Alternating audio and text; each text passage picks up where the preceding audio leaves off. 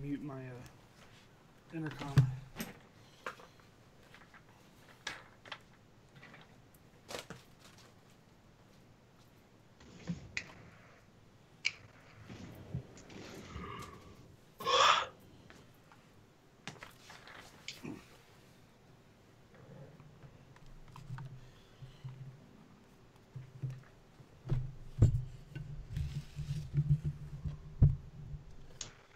Did you laser cut your logo back there behind you?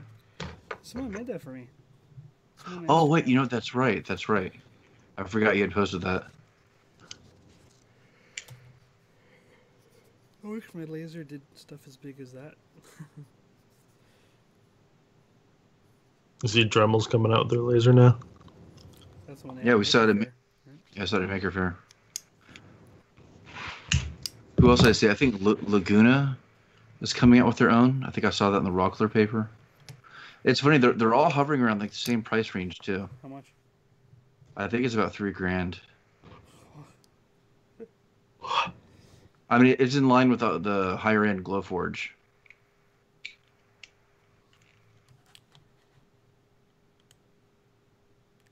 I can't do the camera positioning stuff, but I don't know, I think if you have the right software plugged into this thing, I think it will give it a run for its money. Well, with all the time you put into the tweaking, I think you've gotten it to that spot. I don't think it got it there on its own. I think that's a little bit of the difference. It really didn't take that much. The tweaking might be hidden in that I didn't know what the hell I was doing. It wasn't a machine, it was more of a software, like what software works best for my materials and learning how to use it. Actually getting it to run was surprisingly easy. And I've only made one modification to it. It seems like there was something more involved because the filter system, and then cutting out the bottom was more of a choice, but yeah, that's not necessary. But I wanted to do everything. Yeah. Yeah. All right, so you just want to kind of get started? We're already crossing about the 6:30 point. Are we already live on the YouTubes? We are indeed. All right. Let's see, 112.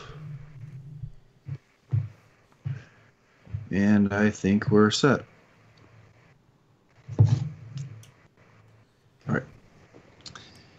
Hello, Internet. Welcome to the Making Geeks podcast. This is the podcast for makers, dads, and geeks. And this is episode 112. I'm Sean Jolliker, and I have my awesome co-host here today, starting with Mr. Mark O'Keefe and Mr. Wes Wayne. I know. Please. No, that one's completely on me. I've been up since 3 a.m. What's up, guys? Yeah, well, we'll forgive you.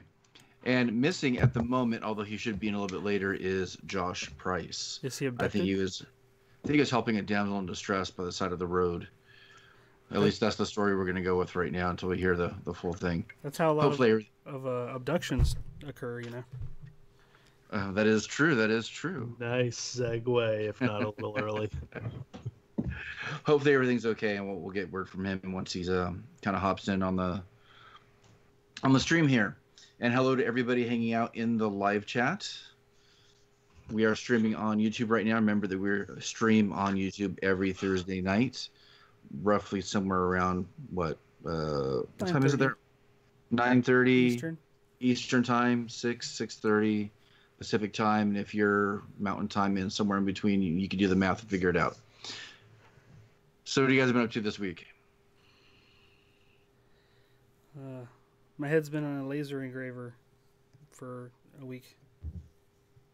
If that isn't one of the geekiest things I've heard, but that sounds awesome.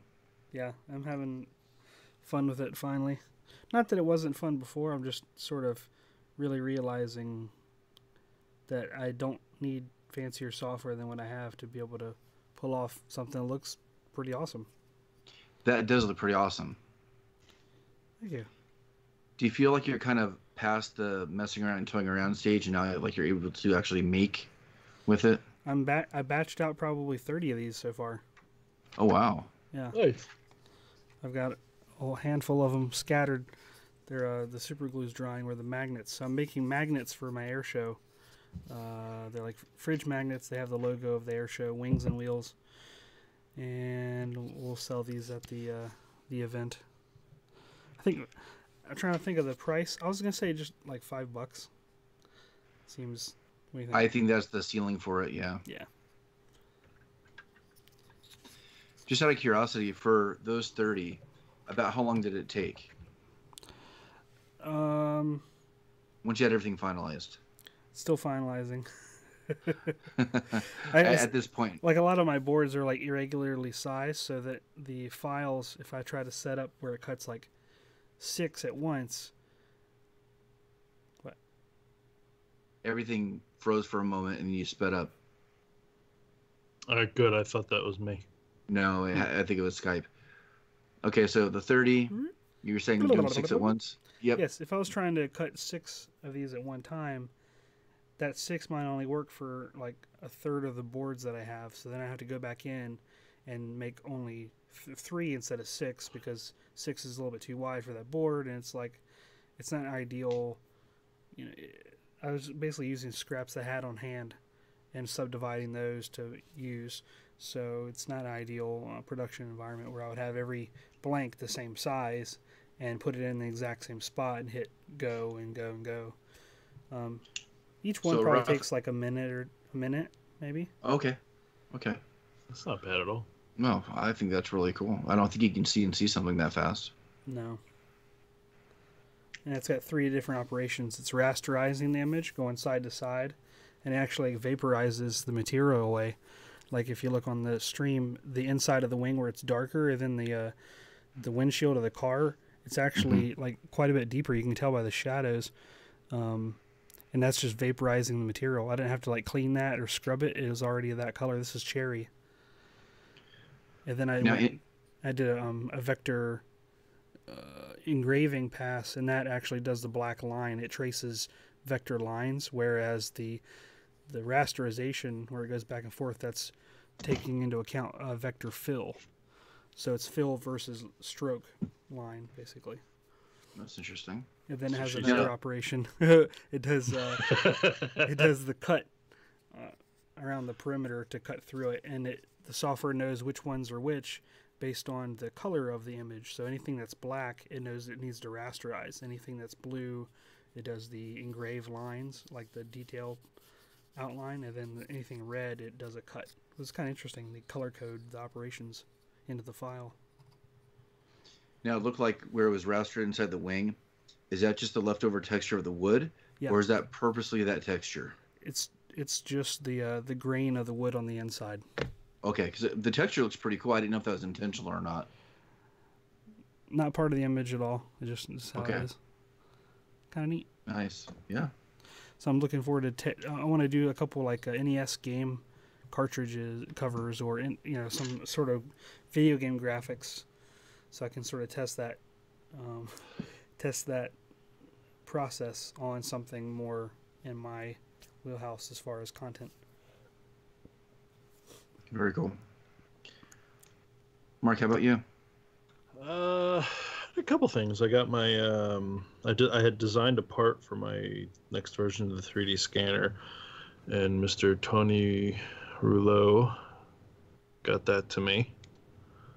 So that's nice. This will attach to a motor, which will be attached to a wooden gear, which will hopefully spin the whole thing. I started my new hire orientation at my new job, and it's reminding me of all the horrible ways I can be killed doing it, which is always fun. And I started some schooling, which is a little geekier than Wes's, because it's not fun geek, it's nerd geek. I'm going for my IT certifications. So, and the thing that kind of scared me was I started reading that book, and I was like, oh, that's interesting. Oh, that's interesting. Oh, that's interesting. So it's 610 pages that were intimidating, and now I'm like, oh, I might actually blow through this. That should be a relief, actually. Yeah, no, I'm a little really. I was scared because I'm watching these videos and I have these they have this app which if you're trying to take a test, go on the Play Store or the App Store, whatever. Look up Pocket Prep. That's a really neat little test taking app. So I got 2 of my certifications for that. And I was kind of like bombing it with the videos and just that, and I started reading the book, and I was like, oh, well, okay, that feels better. So I think I need a book to learn. Videos ain't gonna cut it. That's how old school we are. We still have to learn with books. On a side note, between last episode and say like a day ago, we got quite a few responses to last week's podcast in terms of job training and where to look for jobs. And that's really cool that the listeners are kind of reaching out and interacting that way. That meant a lot. Yeah, and love to hear everybody that's kind of listening, and when we kind of strike a chord with certain subjects, that's really cool. It's encouraging. I also listened to I had it for a while, but Mr. Mike Laffey had made a post about it, so I actually listened to it. It was the book, the subtle art of not giving an F. Yep, I'm very familiar with that one. That's a really good book. That made me feel a lot better too. If I remember correctly, it has to do with eliminating some of the fears that we have, correct? It's reprioritizing what you actually care about. Okay, yeah. So, it was nice, and it's a really interesting book. If you haven't read it, go read it. Go find it, because it's a good book. The guy's funny. Maybe we'll put a link in the show notes for it or something. Yeah. It's been a busy week. I think I got home a little bit after 5 o'clock today, and that was the earliest I've been home all week. Last couple of nights I've been home about 8 o'clock or after 8. Learning? No, a lot of functions at work. Back to school night on Tuesday. My kids' back to school night last night, which is in the same district, which means I'm seeing all the same people again. It's like a bunch of pissing in the same pool. It's weird. I'm getting pulled in different directions, and I'm getting scared that I'm going to get pulled up to administration, and I really don't want to be admin. But oh, really? I want nothing to do with admin. I worked in management for a while, and I want nothing to do with it, especially within education. Do you think it's better or worse in education? I think it's worse. For me personally, I wouldn't mind being an educational consultant for a private company outside. Within education, it's so limiting, and you have to sing the same song that the state wants you to sing, and the things you have to promote and say that are important that I don't agree with. It would physically hurt me to take that job because it violates some personal ethics, but oh well. Maybe that's a full conversation and therapy session for another time. But aside from that, I've had a lot of fun this week in remembering and practicing animating again. And I'm teaching things I never thought I'd have the chance to teach, even though I went through school to learn them. I had a basketball and a football in my classroom today, and dropping them and having the kids record them and draw their reactions and getting them and talking about science at the same damn time, talking about physics and compression and kinetic energy and why a ball moves that way. And then going, okay, this is the way the real world works. But now we get to do the romantic version of it and expand it, exaggerate, and have fun with it. So it's been good. Yeah, I was going to say, you should take that 3D scan I did of you at Maker Faire and animate it. We might during second semester when we start getting to 3D. And then I did my first really simple, it's not really a full turnaround, it's kind of a faked turnaround in the animation software today. And I have that posted on my Instagram story. And it works. There's a lot of problems with it. My lines aren't following completely right, but it's kind of like taking that still picture and making it move as that essence of magic again. And that was kind of rewarding earlier today.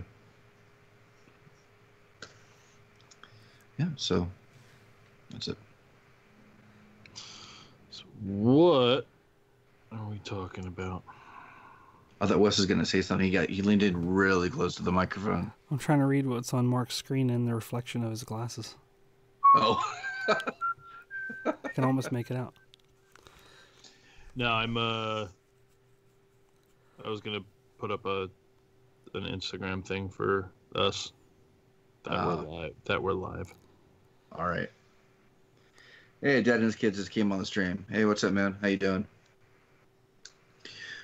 So I had an idea yesterday based on a TED talk that I had heard, and it had to do with the topic of aliens. And I thought it'd be a fun topic to talk about because there's conspiracy. Some people truly believe it. Some people are completely against it. I have no idea what you guys feel or what camp you guys are in. I always find it to be a fun conversation. And especially since two of us, although Josh hasn't joined yet, have been in the military. And I always think like the people in the military might have not necessarily more information, but maybe a different perspective. I don't know. I just think it might be a fun conversation. And then I'll talk about how this TED video kind of like just completely crushed my perception of the entire thing. Crushed your perception? Okay. I look forward to hearing that. It's really interesting. But, you know, there's certain topics that I'm very, that are very impressionable to me, where my opinion can be changed really easily just because I don't have a whole lot of knowledge to say otherwise. So somebody makes a convincing argument, I might go along with it pretty easily, but just because I will openly say I don't know a whole lot. And this is one of them. And I'll say first and foremost, you know, I am Mulder. I want to believe. I think that's a good thing for anything. Like you have to, anything you can't be blindly going into any belief. You have to hit it with skepticism. You know. Yeah, I mean, I don't necessarily believe in the whole, you know, little green men perception of aliens, but I loved I mean, yeah, I'm not completely against it, but I kind of love that romantic notion of not being alone in the universe, that there is something else out there, that we are all working and researching and striving to find that other thing. Well, there's two, like, I kind of follow the Hawking idea where if there are aliens and they come to us, we are now the Indians in the Mayflower incident, you know? Yep. Which scares me. I want to believe that there's, you know, altruistic, you know, we got to the stars and we're the good guys, but in reality, but the other end of it is that they said if you took from where you're standing, if you took a square inch of the sky, there's 100 million stars there. If 1% of those stars have life, that's 100,000 species. Mm-hmm. You know, so the sheer numbers behind this galaxy, there is 100% life other than us out there. But just playing the strictly numbers game, that's how I look at it too. Yeah, but who's older? Who's getting the spaceships first? Well, Stephen Hawking's thing too is, you know, if we ever meet aliens, we should be afraid because they're probably not going to be friendly. And then my joke was always, well, at least we'll all have someone or, you know, something to collectively fight against. It would be Independence Day. Yeah. Yeah. All the video gamers, you know, be happy to finally fight aliens. But then Tracy actually, we've had this conversation before, and she said that there's some scientists that think like the global warming is a litmus test for species. You know, how far can you develop yourself as a species without killing yourself? And that's why we haven't seen aliens, because nobody has passed that test yet. That is a pretty fascinating theory. So, yet. It's kind of like the Star Trek kind of idea. It's a little bit different, but like when Vulcan was supposed to make the first contact with humans after we passed a certain milestone in our development, that's when in that canon. That's when they made the first contact. So like, oh, they are now worthy. Right.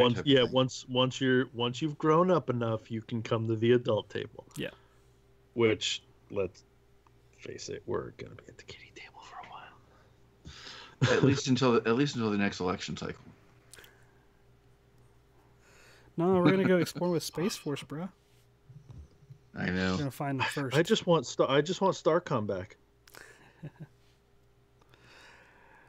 That was made by NASA, or in conjunction with NASA.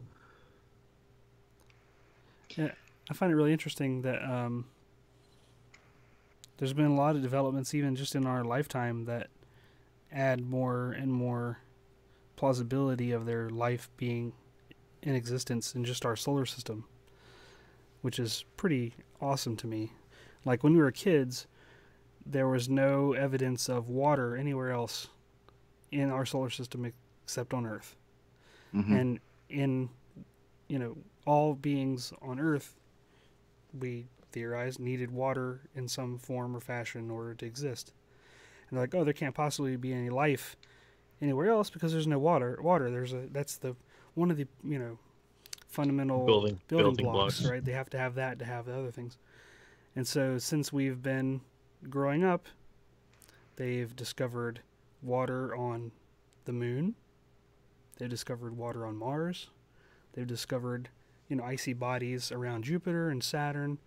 Yeah, there's water all over the place. There's water everywhere. There's water on the moon? There's water on the moon. That was talked about in the poles. Recently. Yeah. Yeah, I think recently. India did in the last 10 years, India did an analysis. They had a spacecraft. I'm pretty sure it was India. And they used like ground penetrating radar or something like that. And the signatures they got back were indicative of ice. And then, so further exploration, with other satellite, was Michael Bay right on the dark side of the moon? So that's why it's come up a lot in a lot of the NASA, what the next steps are for us is that they want to establish a colony on the moon in order to use the water as a fuel, to break it down into hydrogen, oxygen for fuel tanks. So that could be like a refueling station. They already have the material there. Well, one of the biggest problems of doing on the moon, though, is there's no shielding from solar radiation and impacts. So they'd either have to build something that do it underground. Massively protected, or dig into the moon. Wasn't part of the idea that building like a base on the moon and then launching from the moon, because you don't have to break free from an atmosphere, that you could actually possibly do something more efficient? Yes. Mm-hmm. And we've let me keep going with this little thing for a second, because it's fascinating. This part is fascinating for me, in that we also determined that oxygen was a fundamental, since we were kids, all life on Earth needs oxygen as its main ingredient in the cellular level in order to live.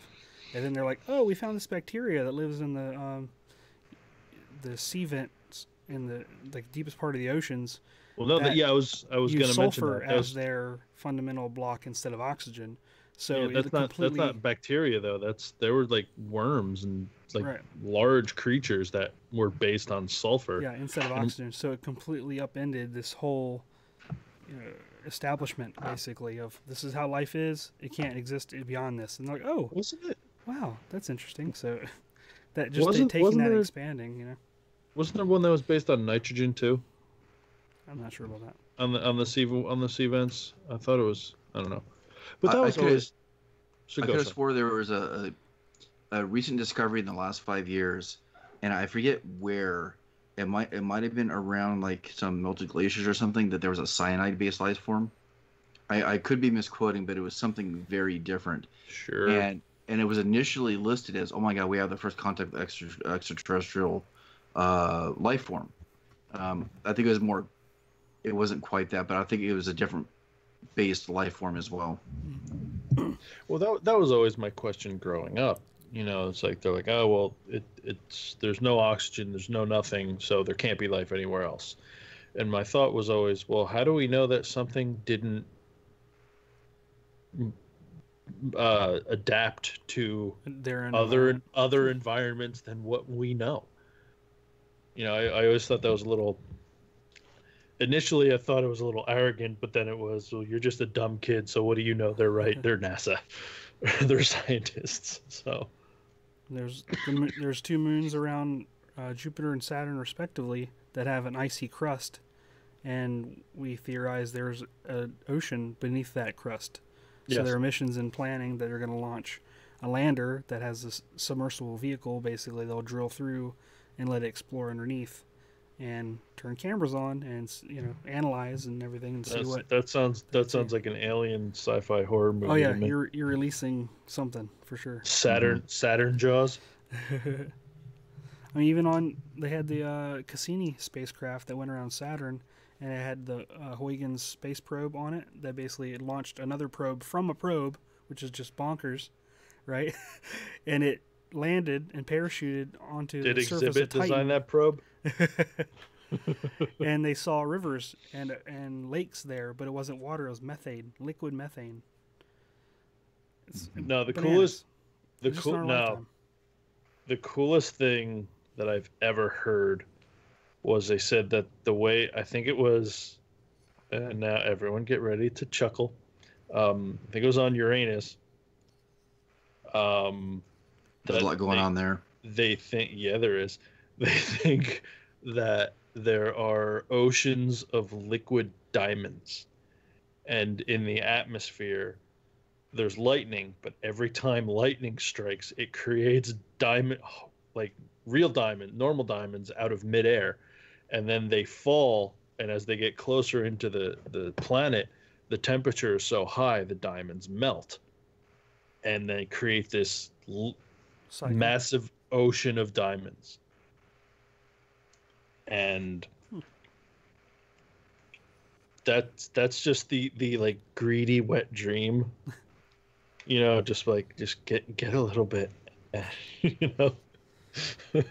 just gotta get to Uranus, but in terms of like the topic we're kind of dancing around here, I don't think there's any real debate as to if there's any type of life out there. So like, bacteria form or some sort of, we know that tardigrades can live in really extreme temperatures. So I don't think sweet symbiotes. Yeah. So I don't think there's really much, debate as to that there's no life out there, but we're talking about a certain type of life, correct? I'd be happy with anything, honestly. Anything that just breaks the chain of the everyday on this planet right now. Wes, what do you think?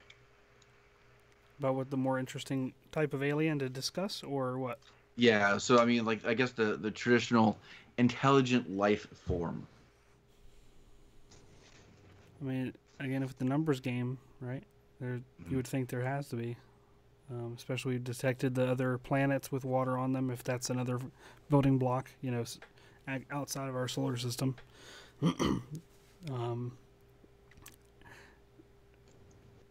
Yeah, I think there has to be. Absolutely. Now, whether or not they've already, if they're among us or whatever, that's... Yeah, that's...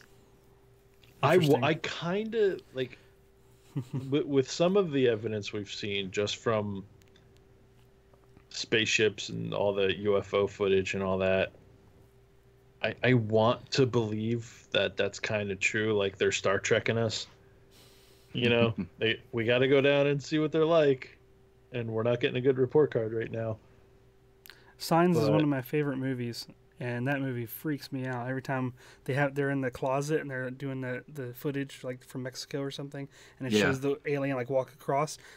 Yes, I got chills just now thinking about that. Like, they do it in such a realistic. It peels on the top of the roof. That too.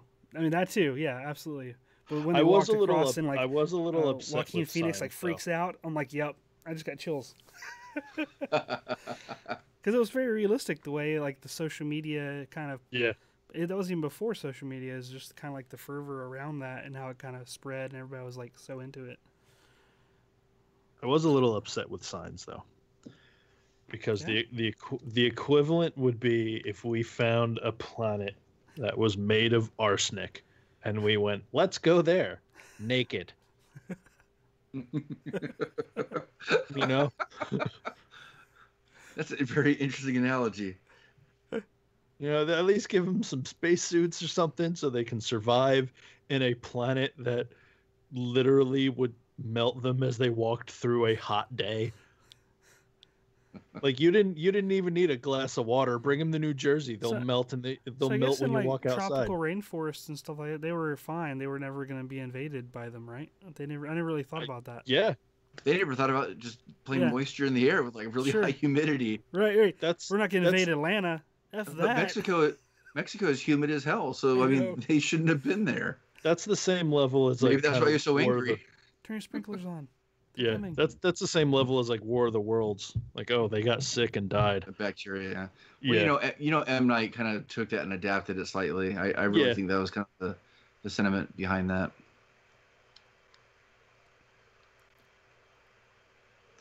You know, the movie that kind of got me thinking a lot about, you know, and talk about like the numbers game, Wes, like you were talking about, was Contact. Yep. In that movie, there's a couple lines that kind of say something similar. But once again, after watching this TED Talk, I feel like, you know, that perception just came crumbling down for me. You're going to have to link that TED Talk. Oh, I'm going to link it. I don't want to give any specifics, but then I also can't remember any of the specifics because, I mean, blew your mind. Well, I mean, it wasn't just about blowing my mind, but I even forget what the guy's credentials are, but he's a professor. He's credible enough to be given this talk and speaking on the topic.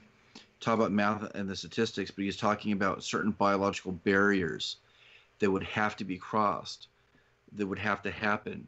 That the conclusion essentially is, well, we are the biggest anomaly that our universe has ever produced. You know, are we? We came. I mean, technically, we're all aliens because all of our stuff came here on an asteroid. Right. I mean that if you look at that concept, if you believe in the concept of the Big Bang, that everything started from this one ignition, moment. Yeah. Then that idea that we are all stardust, I guess, has to apply at some point. But the theory of our existence that I really kind of like is the idea of sporation. That this was some sort of bacteria that came on an asteroid here, and over 1 million years, grew and evolved and transformed. But that bacteria came from somewhere still. And are we the result of mutated bacteria by cosmic rays? Sure. Are we all the Fantastic Four, but we didn't get any cool powers? We just got arms and legs and stuff. We got the power to make things.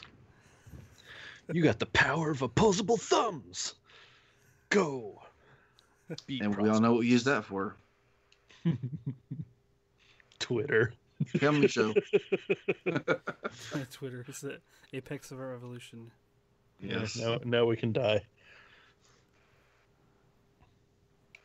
And the reverse of that is also interesting. It fascinates me as well, in that, like, a huge portion of spacecraft development is dedicated to keeping the spacecraft completely sterile.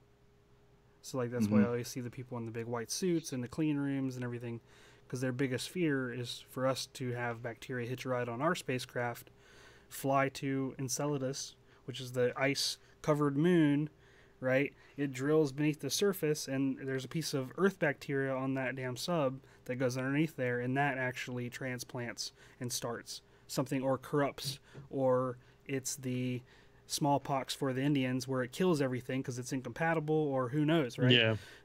Or it could be right at the end of that sensor that detects, says, hey, I just found life. Yeah, no shit. You just brought it over from Earth, right? All the stuff on Mars. That's why I think it's really fascinating that there's people have thought and considered that a possibility, which I definitely believe that. Like, you don't want to have the one machine that has all the perfect sensors on Mars, like, oh, this is going to be the groundbreaking study of this lander. It's going to be able to tell us definitively.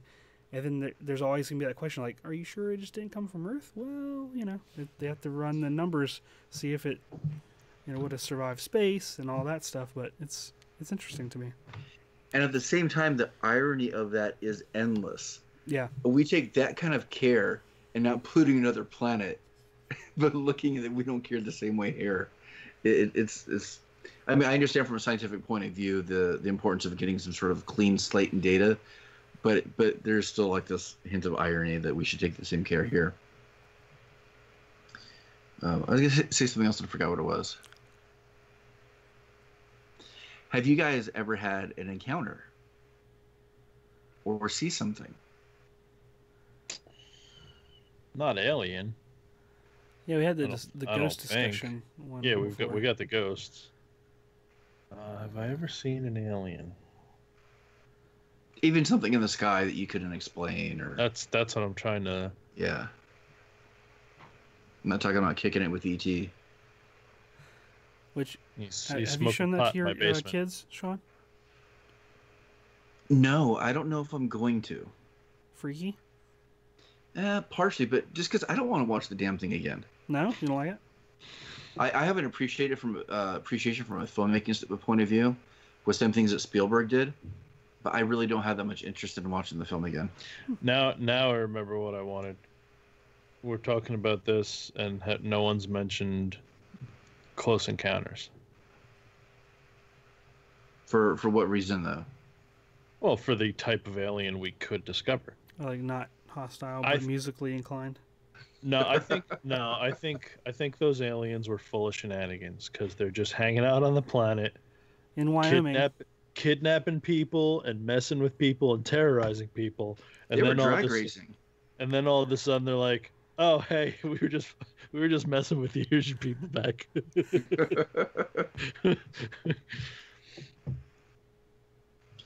I've never had any encounter or anything that I've seen, but my dad did, and I think this story is hilarious.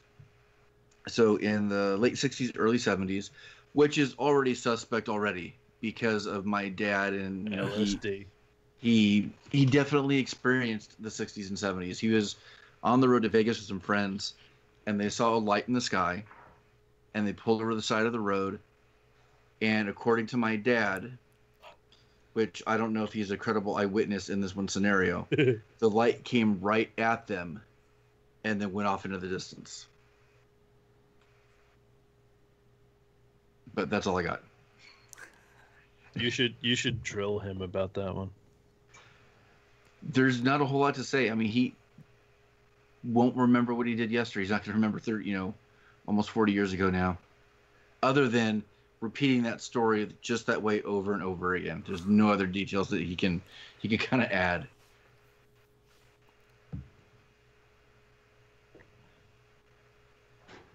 What was your favorite? Like, do you have a favorite YouTube spaceship video? I don't go seeking them out, but for some reason a couple of years ago, you fall down that YouTube rabbit hole, and somehow I came across one. There was this one weird one where there was these kids messing around, and the whole thing is, well, I mean, as if it's going to be real. This kid had these glasses that look like alien eyes, like this. He's messing around with them, and then he turns, and the camera pans like this to a window, and there's a friggin' alien looking through the window right there, and they both go, ah. And it was a funny moment. It was kind of weird at the same time because it was so unexpected. There was a couple.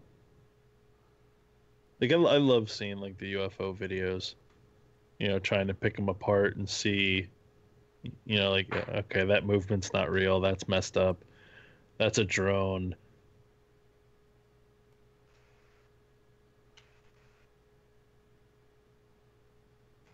Now, see, I have this weird perception of where you guys live, and almost just like this weird assumption that you would have not necessarily contact, but hear more about things like that. I mean, I live in the city. I've always lived in the suburbs, and there's really not a whole lot of open area or forest here. But I'm thinking like west where you live, and the south. I'm just wondering if what do you think it looks like here? More trees than I have here. Fair Yeah, enough. well, yours all burned down. Yeah, so- I know. It's all in smoke. You can't see the UFOs because you can't see the sky. They could be above you right now. You wouldn't know. Maybe it's their smoke screen. Hello. They're starting their fires. Hmm. We got to do some tests. Sorry, burn the forest down. Now they can't see us. Let's invade.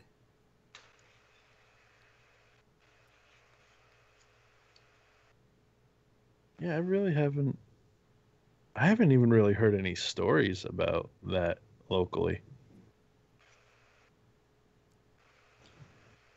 There were some big things in Arizona a couple years ago where thousands of people saw these certain things in the sky.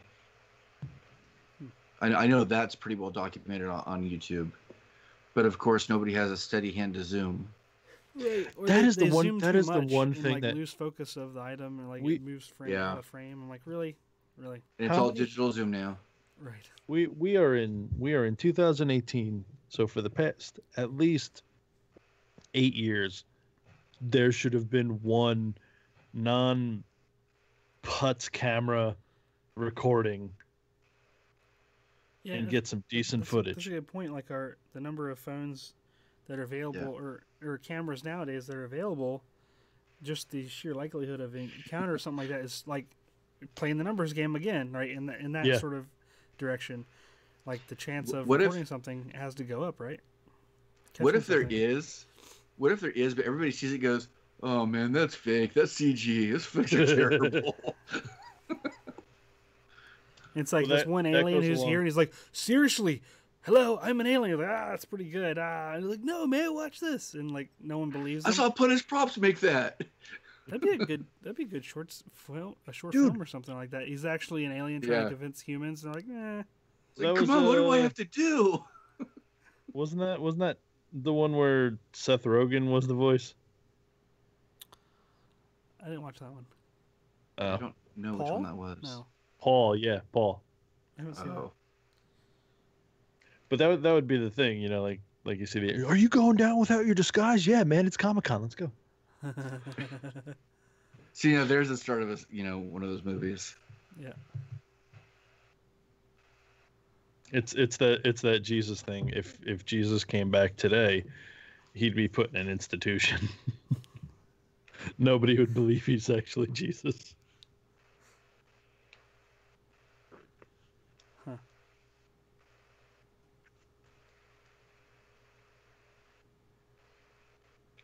I've often wondered that, if, let's say, I don't know if, don't quote me on any of this, but I think a lot of people's beliefs, either they'll, on the religion side, I wonder if it'll upend a lot of that if a certain level of life, even just basic life, like let's say bacteria is discovered somewhere, will that throw a monkey wrench into stuff, or will they just explain it away? Explain it away. Yeah. I mean, I think it would definitely cause some issues and raise some questions. But at some point, I think it goes back to the same story that most religions have of, oh, that was all created too. I think the only religion that wouldn't be affected would be Scientology because they were aliens already. I would actually confirm for them. Yeah. See, that's the bacteria we got to wash into our brains. Tom And- Cruise. And Heaven's See, I Gate, told right? you. Heaven's Gate, the aliens ship behind the comet. Yep. I mean, they could be on there right now on Hellbop. They just put on their Yeah. Keds and drink some Kool-Aid and go for a ride. Yeah. It's a great cover.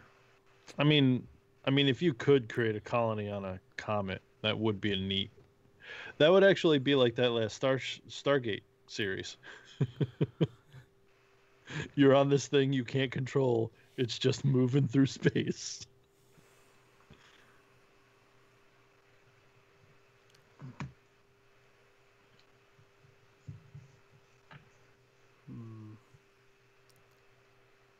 We're missing kind of an important perspective here, unfortunately. Yeah. Yeah. I wonder if he's okay. Has he seen the light? Is he going towards the light that he Did saw his outside of car- his car? Did his car mysteriously lose all power? And it wasn't his radiator's fault.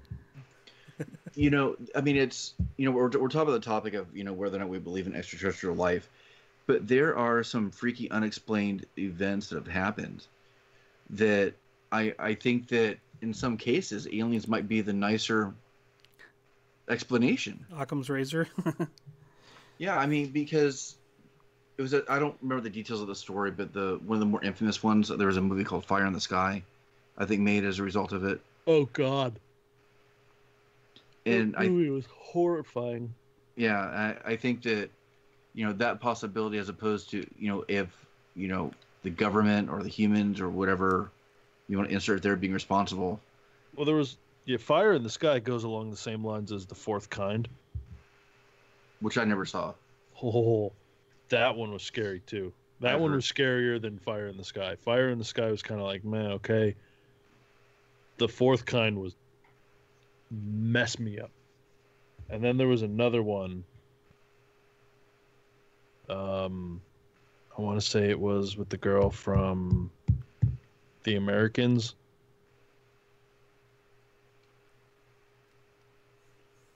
I gotta look that up. But yeah, that was pretty weird too.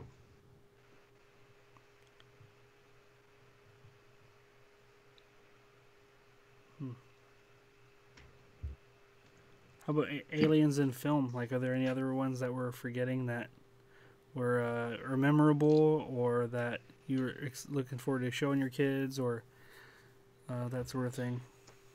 I almost think if you look at it that way, it could be really interesting in classifying the possibilities. So you have the aliens from Alien, right? These monster bug type. You have the ET, the somewhat awkward, loving, lovable. Well, I'm not gonna say lovable, but the friendly looking type. Yeah, the big Disney eyes. Like the Iron Giant, which is sort of a hybrid. He's like almost like the little toy, the little tiny alien that follows you around, but he's also, is he sent to kill us initially? I don't know. He's ET that can whoop our butts. Yeah, basically.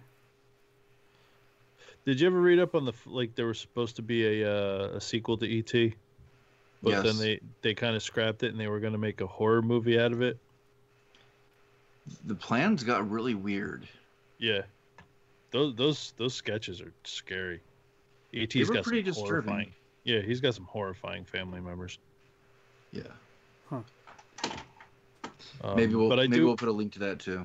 Yeah, I do like the idea that because it kind of makes sense, like the aliens or the bugs from Starship Troopers, that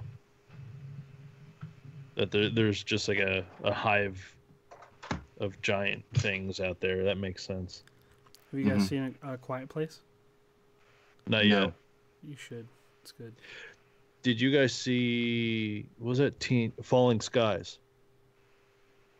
That was a TV show, wasn't it? Yeah, a TNT show back in the day. I saw maybe 5 minutes of it. That was, up until the last season, that was a really good show. Kind of reminded me of like Battle for LA or something. It wasn't that bad, but basically the aliens attack us with EMPs. So basically shut down all our electronics, and then they come in and blow everything up. Sounds kind of like an allegory. What about Batteries Not Included? You guys remember that one? Yes. I love that film. Yeah. Yeah. I remember my uncle checking me out of school to go see that movie. Like early. And I don't know why it was that movie versus some other one, but I was really excited about that. It was a Friday. He checked me out early. I think we played putt-putt and watched that movie, and it was... I don't know, does that still hold up? I haven't seen it since I was like a teenager, so I don't even know. No, I haven't seen it either. I can't imagine it that weird. I mean... They're all like little props and models, right? So visually... Yeah, they're all practical. Worked. Yeah. Yeah, I think that film's pretty kid-friendly, too. Is it one of those that you're like, you remember, it's like PG, but it's like 80s and early 90s PG where they're still swearing? I think there might be swearing, but I think that other than that, I think it was a good-hearted film. Yeah. It was light swearing. What was that other one? Like they said, "Damn."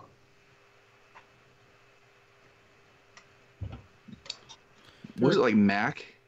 Mac and Like Me? some- Mac and me. Mac and Me. They were all like That E.T. the alien was always a spin-offs. little bit weird. Yeah. He was ugly. I didn't like him. Was he still like stop motion back then?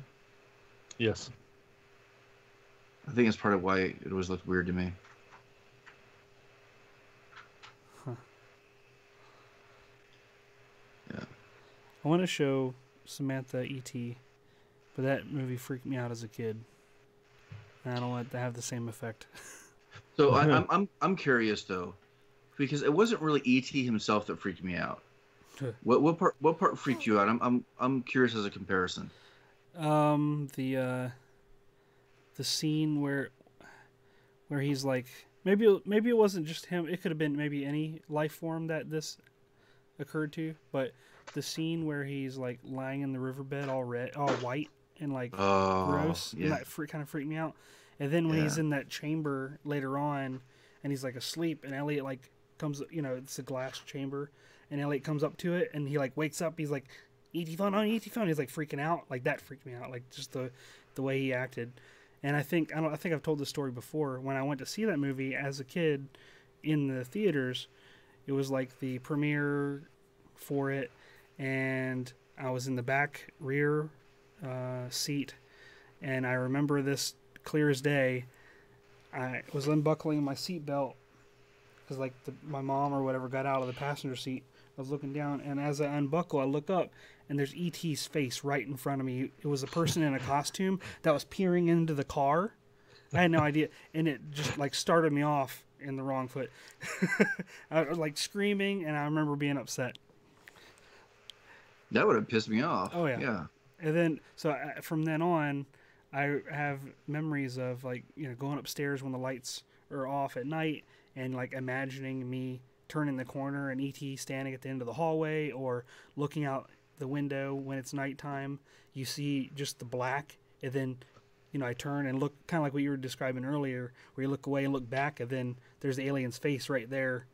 Yeah. Like, but it's E.T. Like, just him. It was always E.T. It was a stand-in for a scary monster for me as a kid. And I had several toys of them. I mean, it wasn't all like he was the scariest thing ever, but just those key moments, it kind of imprinted on me. And that was like my stand-in for a scary monster, because I didn't watch anything like Aliens that didn't exist at the time. So that was all I really could imagine was what I had seen, Yeah. But I don't want that to... I mean, there's not going to be a person in a costume freaking Samantha out. It's probably not a big deal. But... And there are cool parts in it that are, heartwarming and some lesson stuff, and it's kind of cool. But also, I don't necessarily introduce penis breath into Samantha's vocabulary, because that's within the first 5 minutes of the film, if I remember correctly. So Yeah. There's 2 alien movies we forgot about: Abyss and District 9. Abyss, I barely remember. Thought it was cool. District 9, eh, I thought was a very interesting but kind of cool movie. Depressing a overhyped. little bit. Yeah. I thought it was good though. I was looking forward to the sequel. There were parts that bugged me. But where the main character... Well, first off, like once he sort of... Like, I figured out what the main shtick was, where he was going to be the only one to be able to control the weapon. It was basically like a plot from a terrible video game that they just stuck in a movie. And there was a part, I forget what it was, I've only seen it the one time, I think, in the theaters, when he's like in the base or something like that, and he's supposed to be the only one down there, along with some alien. And like the way they shot the movie, there was like some blood splatter, and it hit the lens of the camera, if I remember correctly. And so that implied that there was a cameraman following him around the whole time when he was supposed to be by himself. There was like a little logistic kind of thing that threw me off. I could be remembering it wrong, but I think you might be right, but I think it had to do with like the quality that was being shot too. There was some handheld stuff yeah, that started giving that perception of it. they were sort of doing the whole the J.J. Abrams movie kind of the shaky cam. What is that? Shaky cam, yeah. With the other alien. What was it? What's the movie? Cloverfield? Yes. Cloverfield. Someone at home is in their car like, Cloverfield! It's Cloverfield! I really liked Cloverfield, and I watched the Cloverfield Paradox, and that was interesting too. And I really wish he would stop messing with us and just give me a direct sequel to the first one, or something to just wrap up this storyline. Did you watch 10 Cloverfield Lane? That one I did not. I still have to watch that one. I don't know how it fits in. I should watch it because I like the director, but it technically doesn't, because the only thing, like, the Cloverfield Paradox was rewritten a little bit to fit in with the movie, and that was the same for 10 Cloverfield Lane. Like, he found properties, he liked them, he changed them a little bit to sort of fit into the narrative, but the fourth movie is supposed to be a directly connected, not Spin-off? vague connection to the storyline.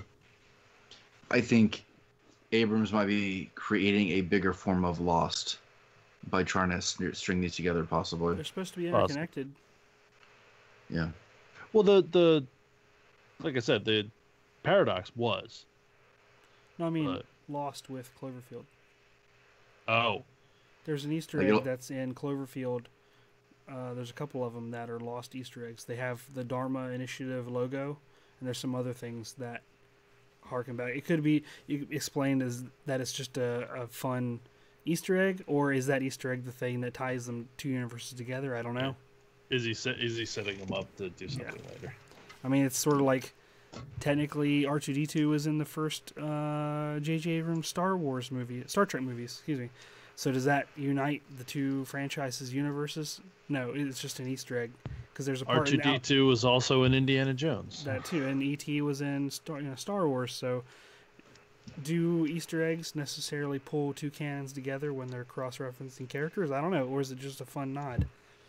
I think it's someone. I think it's both, and it gives them the opportunity to go back later, and because that's a writing technique. Yeah. Instead of, you go back into the first story and you pick something to link, like, oh, that was this, ha ha ha. Right. I'm genius. I thought I was planning this the entire time. Don't look over there, look over here.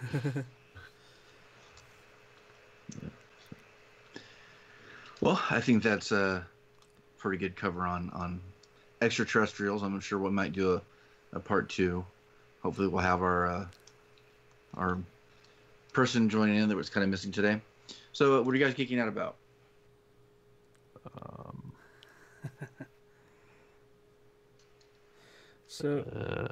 So the place I'm going in Wyoming is Lander, is the name of the town, where I'm helping to put on an air show.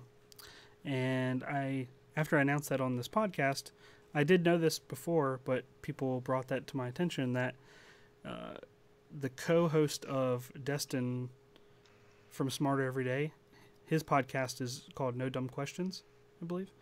And his co-host of that podcast lives in Lander. So they're all like, hey, you should meet up with Matt. So I'm going to try to link up with him. So through that, kind of geeking out, it's kind of neat. I looked at some of the back catalog of their podcast, and there was a link to a Democratic gubernatorial debate in Wyoming for governor. And if you guys haven't seen, I linked some of you guys. I think you might have seen some of it. I don't remember. Is that the one you sent me? Yeah. I still have to watch it, but yeah. I was cracking up, dude. So if you guys look up on YouTube, the Democratic gubernatorial debate from August in Wyoming.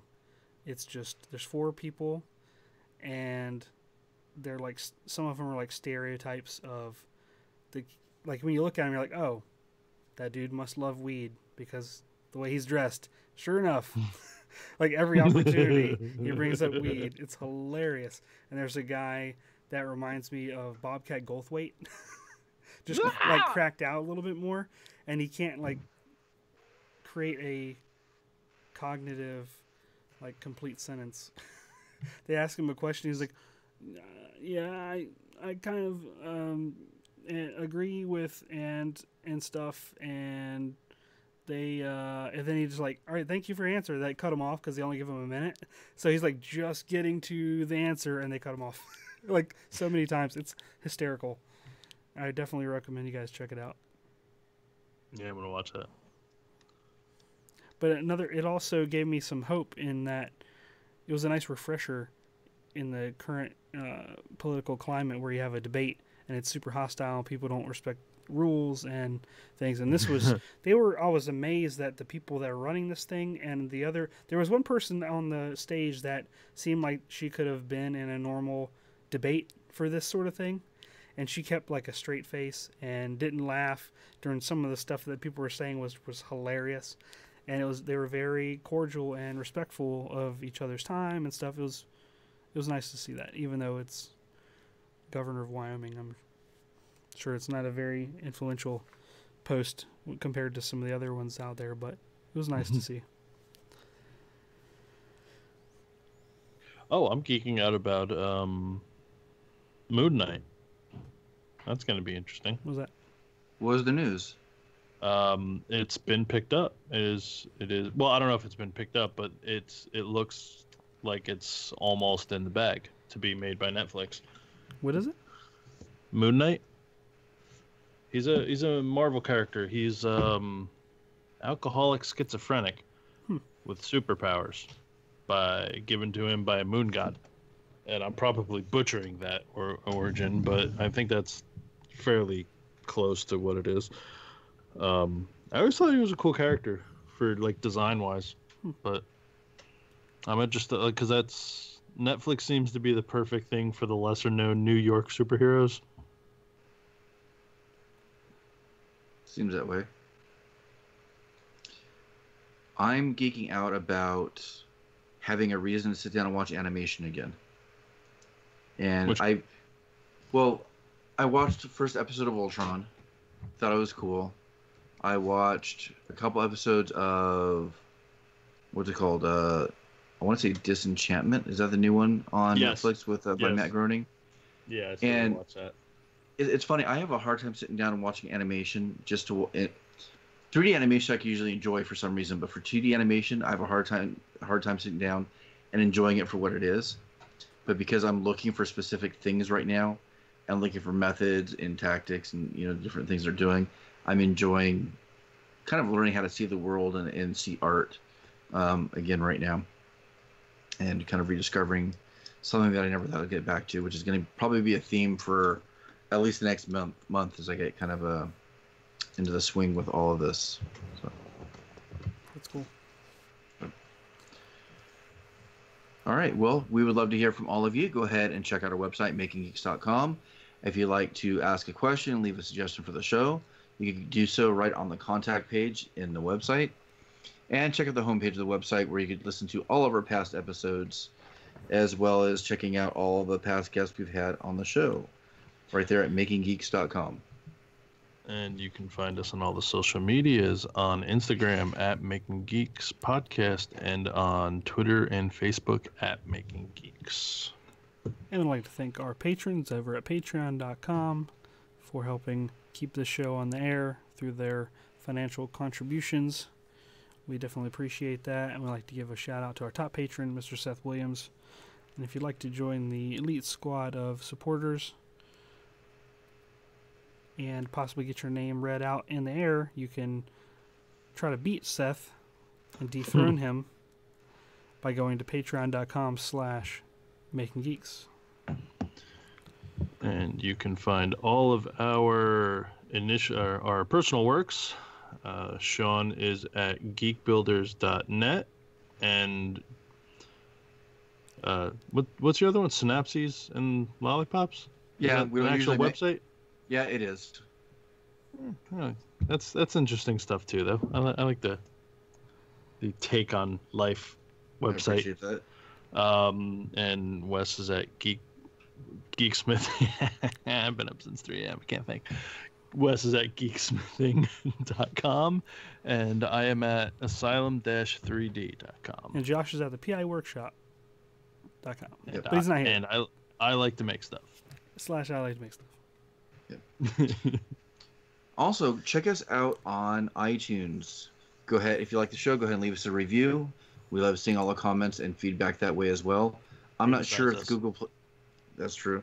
I don't know if the Google Play Store has any sort of review system or comment system, but if they do, we'd love to, for you to help us out there as well. Yep. You can join us every Saturday for a new episode. And I think that wraps it up, right? Yep. And I'd like to thank our audience out there at the YouTube channel. Yes, absolutely. For a live stream, which we do every week. That's all we got. Yes. It's been a fun time. Hope you guys enjoyed. Enjoy your folks. Labor Day. Yes. Be careful. Have fun. And we're out. All right, guys. Sorry, Donovan. See you, buddy. Oh, yeah, hi, Donovan. Missed it. Yeah. All right. See you, Mark. I need to go to bed. I'll see you guys later. Yeah, get some rest.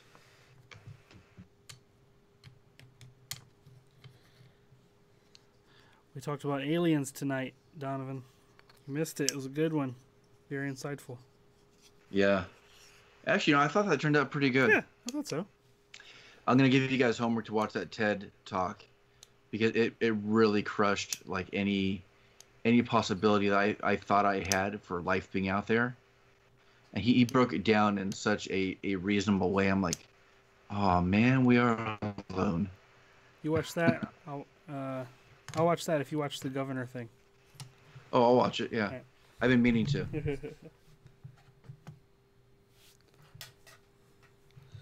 Alright, I'm going to turn my air compressor on and laser some more stuff. Yep. Alright, man. See ya. Take care.